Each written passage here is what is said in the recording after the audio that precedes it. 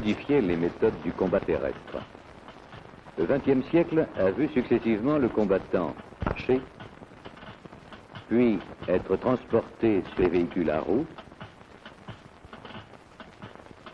puis à bord d'engins chenillés qu'il ne quitte que pour combattre, appuyé par l'armement de son propre véhicule.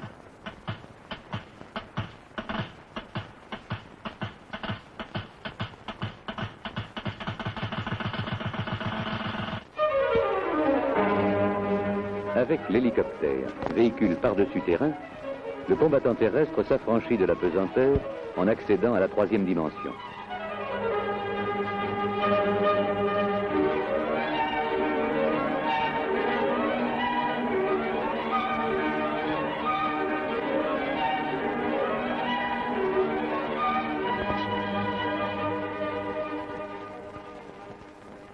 Toutes les armes de l'armée de terre éprouvent la nécessité d'utiliser les moyens qui s'affranchissent du terrain et les aident à remplir leur mission d'une façon rapide et discrète.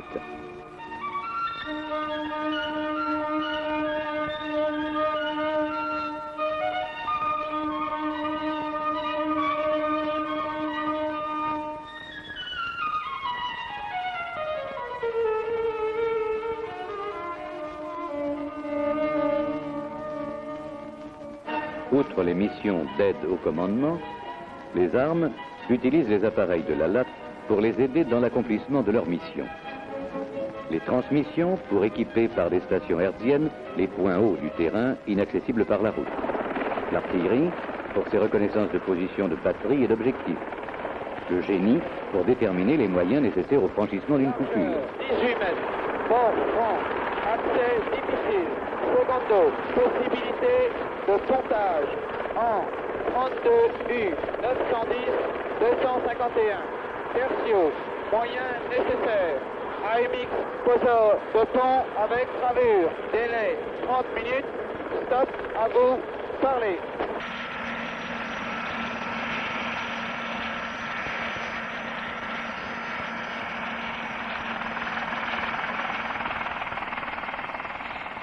Le train pour les reconnaissances et l'équipement des itinéraires.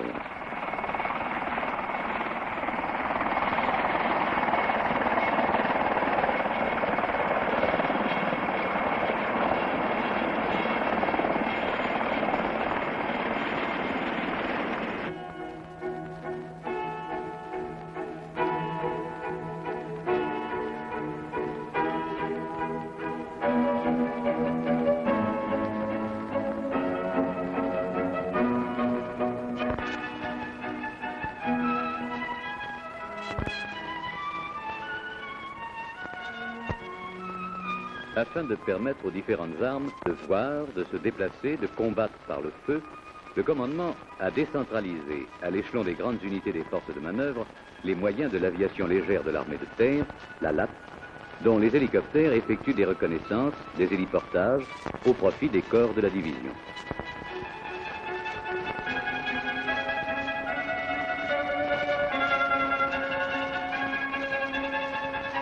Chaque division possède organiquement un GALDIV, groupe d'ALAT divisionnaire. Le commandant du GALDIV reçoit directement ses ordres du général commandant la division, dont il est le conseiller technique d'emploi. D'autre part, l'ennemi atteint une ligne Copo-Condor et semble se diriger vers le nord-est. Je vous demande de faire reconnaître les axes entre cette ligne et la ligne L1, objectif de la 7e brigade. À ces fins, vous détacherez une patrouille d'hélicoptères légers au PC de la 7e brigade. Bien. J'exécute, mon général. Délai une demi-heure. Le commandant du GALDIV va répercuter ses ordres au commandant du terrain de soutien où sont stationnés les appareils. Bornéo 80, ici Bornéo 50. Primo, envoyez immédiatement une patrouille. En livraison, Vendée 54. Ici par Bornéo 50. Donnez-moi la situation des appareils au terrain soutien. Bornéo 50, ici Bornéo 80, retour. Je dispose actuellement de 3 patrouilles de gazelles, de 3 patrouilles de Tarzan, de 7 Buffalo et de 4 gazelles parlées.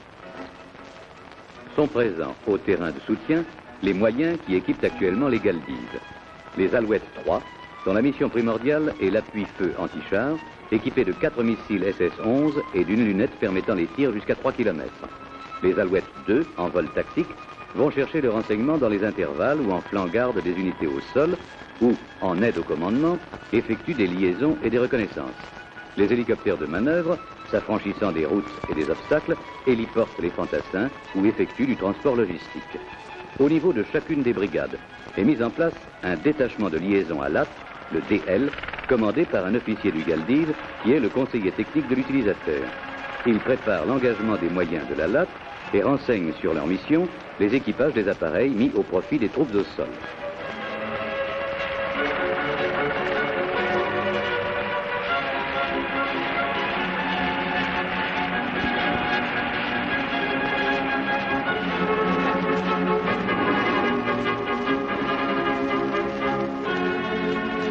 À vos ordres, mon capitaine.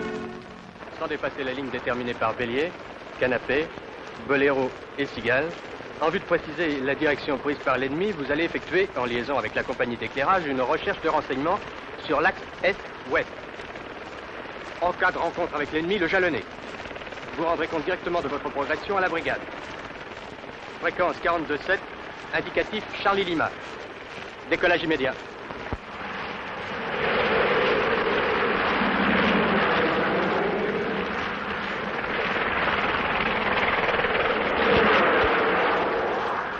Longez les temps par la gauche. Le long de la lisière. Sautez la haie. Léger virage à gauche sans monter. Vous allez ralentir, ils doivent être dans le coin. À la corde du bois, vous tournerez à droite. Ah vu, les voilà. Vous vous arrêterez un peu plus près. Là, on se posera par ici. Là, ici, c'est bon. Vous ne coupez pas, je vais prendre les ordres.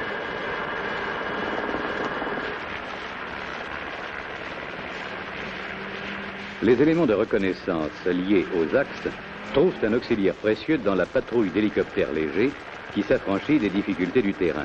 L'action conjuguée unité terrestre-hélicoptère permet d'acquérir le renseignement plus vite et plus loin dans des lieux inaccessibles par voie routière.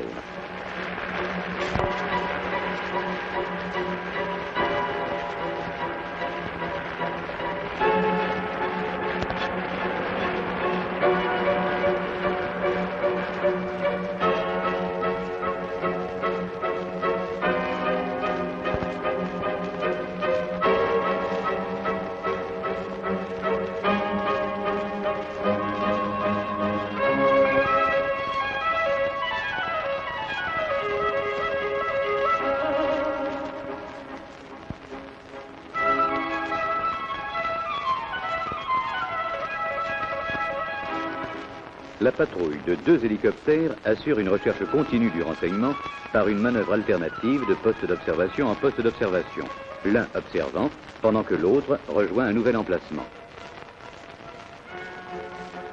Bornéo 15, ici Gazette 10. Je suis en lisière nord de Copeau, rien à signaler. 11 de 10, postez-vous à ma gauche pour observer sortie sud du village.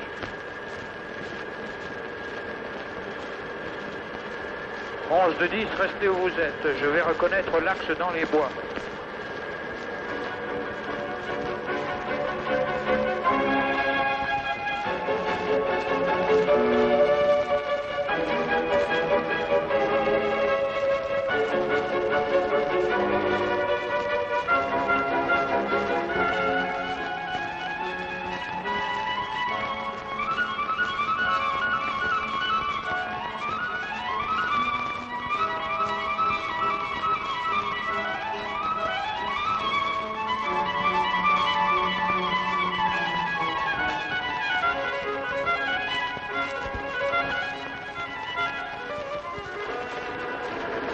Ne bougez pas, ça a l'air de remuer dans le village.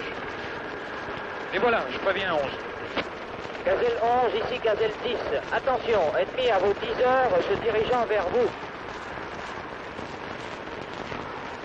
Érudit de Gazelle 10, à 9h15. 3 blindés, 3 motos sur l'axe Breton-Cachou, se dirigeant vers le... Je suis prêt à jalonner en observant les sorties est et nord-est de Cachou.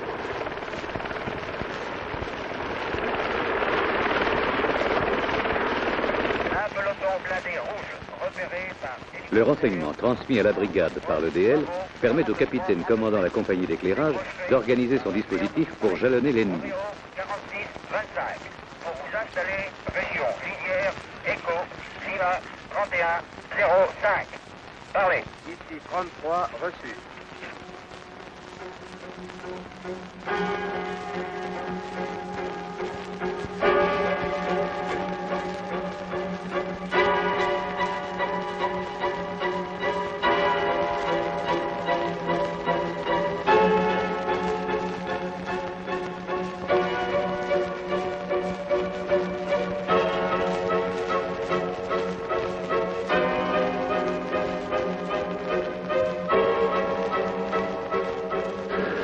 Après l'arbre.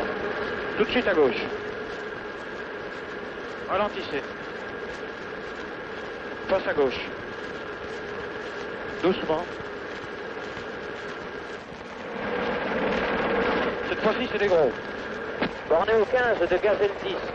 Je suis en observation, lisière nord-est de Cachou. Ennemi renforcé par char.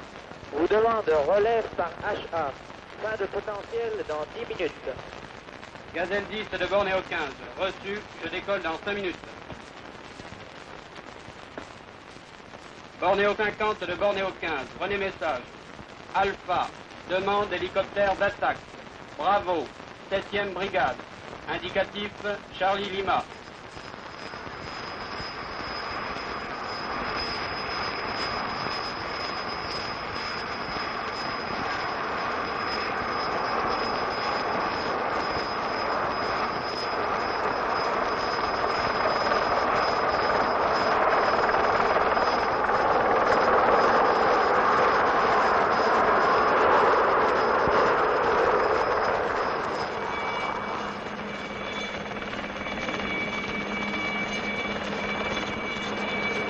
Le DL rejoint le chef de patrouille d'hélicoptères légers afin de prendre à son compte l'observation de l'ennemi et de préparer l'engagement des hélicoptères d'attaque.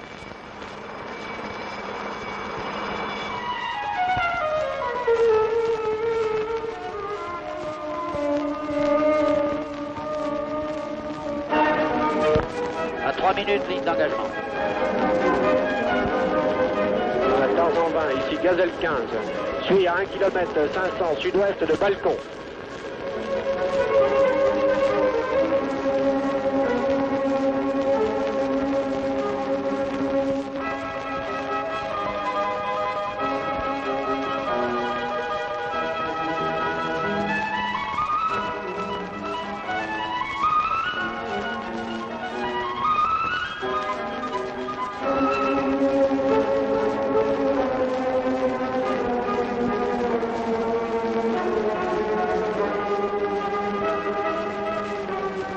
Les hélicoptères d'attaque sont des moyens susceptibles de renforcer les éléments amis en quelque endroit qu'ils se trouvent. Ils sont employés de préférence contre des blindés en mouvement, éventuellement contre des blindés arrêtés temporairement, à condition toutefois que le terrain soit favorable à leur acquisition. Tarzan 20, ici Gazelle 15. Postez-vous le long de la lisière, prêt à intervenir sur char à la sortie de la route Cachou-Balcon. Gazelle 15, ici Tarzan 20. Reçu. Vu l'ennemi, je me poste plus au sud. On dégage par la droite.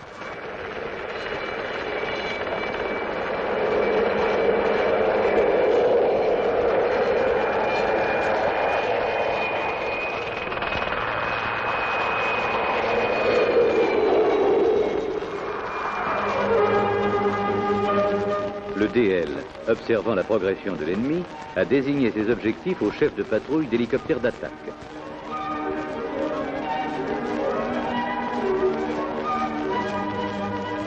Le chef de patrouille choisit alors son itinéraire, ses postes de tir et fixe l'attitude à prendre après l'intervention.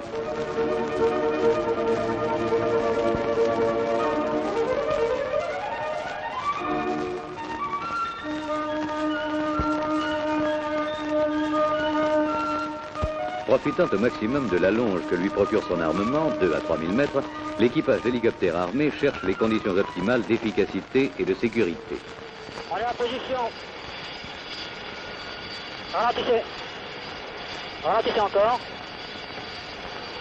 Doucement, stationnaire. 5 degrés à gauche. Son objectif doit être vu de 15 à 20 secondes, durée de trajet du SS-11. À 20 de 21. À 20, j'écoute. À 20, l'ennemi est en vue. Je prends le secteur droit à mon compte. Bon, vous pouvez tirer, je prends celui de gauche à mon compte. Ok. Chaque équipage prend à son compte les objectifs dans son secteur de tir. Fait.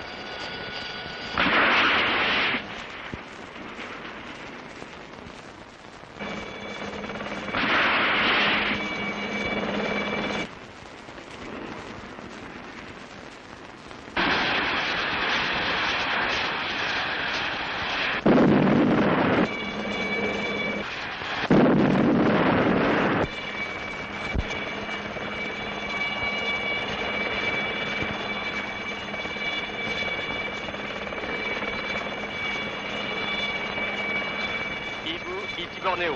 2 blindés ennemis détruits à la lisière nord-est de Balcon. Élément de 7 se replie sur Cachou. Plusieurs chars se dirigent vers le nord-est de Cachou.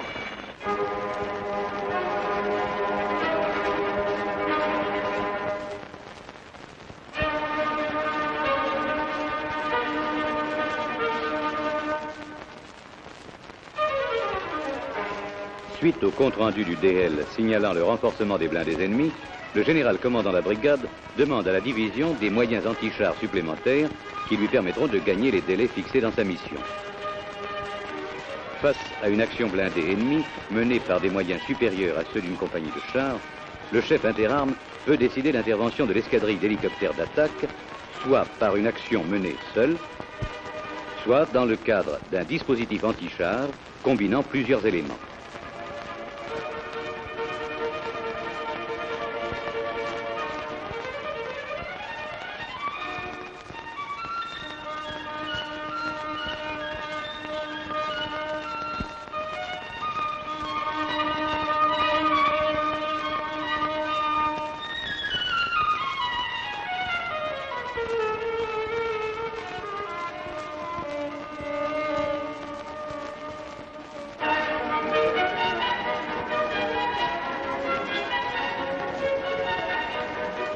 Afin de préparer le coup d'arrêt contre les chars ennemis, les hélicoptères d'attaque qui sont déjà intervenus se réapprovisionnent en missiles.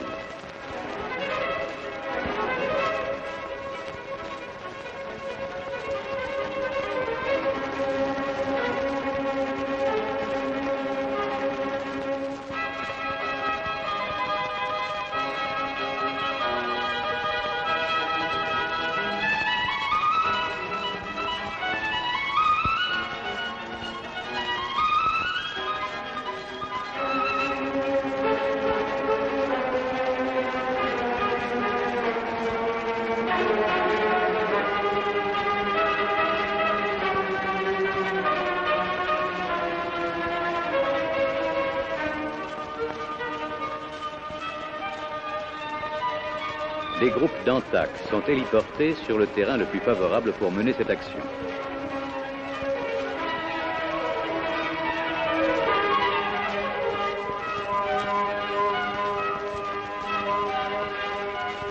Le reste de l'escadrille rejoint la zone d'intervention, guidée par le DL, pour occuper les positions de tir.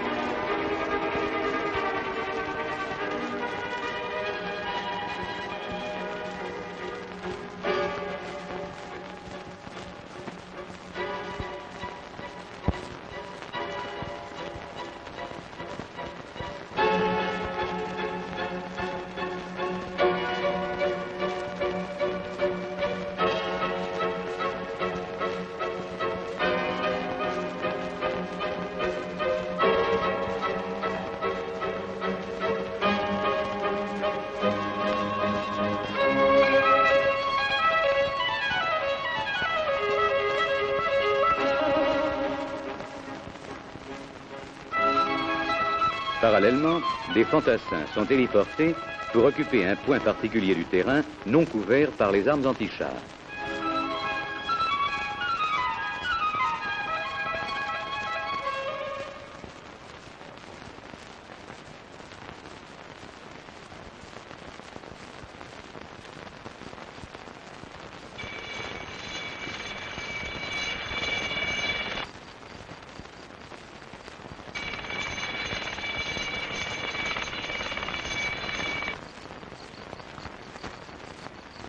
Voilà.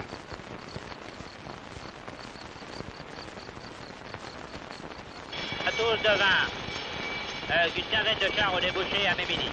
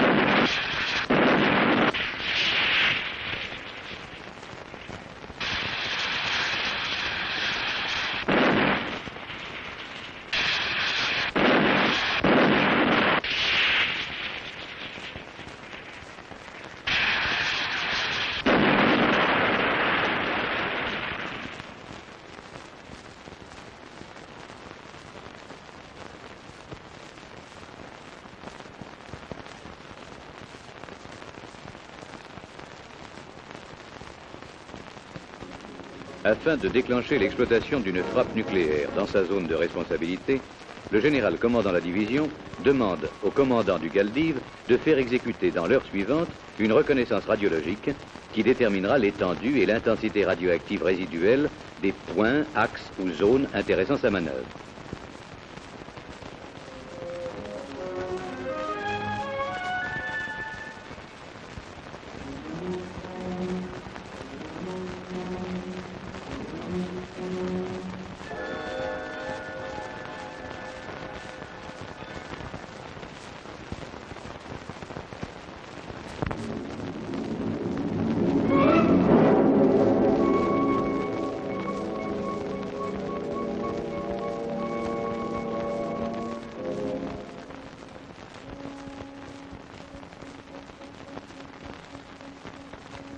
L'Alouette équipée peut efficacement reconnaître 150 km² en 1 heure.